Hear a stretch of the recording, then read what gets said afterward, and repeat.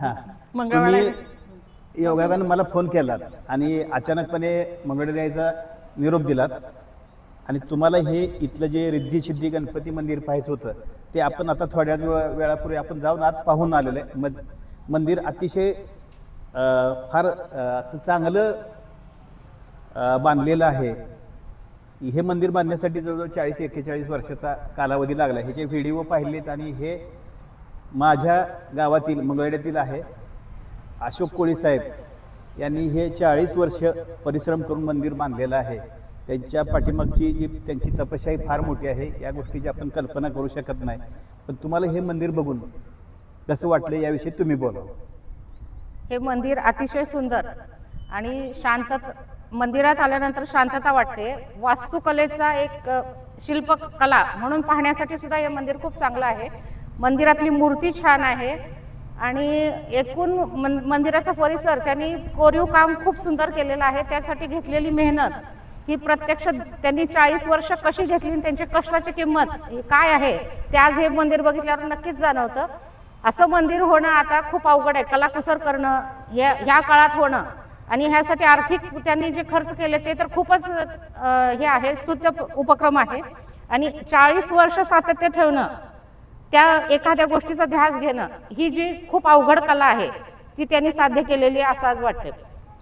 आणि हे मंगळवेढेकरांच्या दृष्टीनं एक फार मोठं धार्मिक आणि त्याचबरोबर पर्यटन स्थळ सुद्धा झालेलं आहे. म्हणजे प्रत्येक चतुर्थीला इथं फार मोठी गर्दी असते.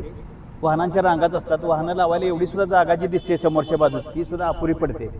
आणि परिसर एक वेगळं भक्तिमय वातावरण इथं या ठिकाणी निर्माण होतं. मंगलमय वातावरण, भक्तिमय वातावरण असं. गार्डन पण हे फार चांगलं बनवले आणि स्वच्छता आहे.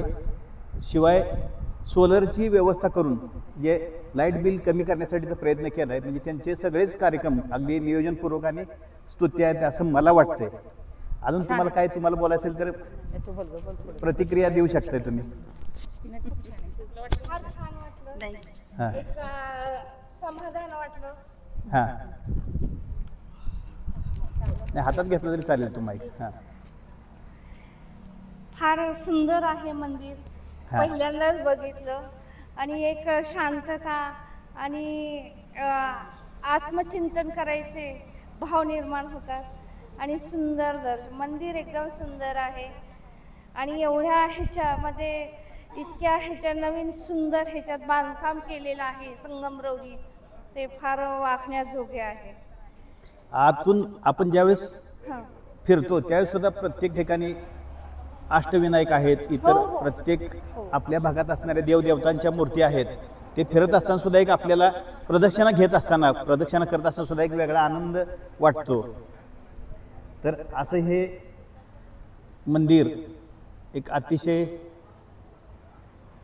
चांगली एक पिढ्यानपिढ्याची ही वास्तू अशोक कोळी साहेबांनी जी उभा केलेली आहे त्यांना आमचा मानाचा प्रणाम असंच म्हणतो आणि मी इथं थांबतो. धन्यवाद.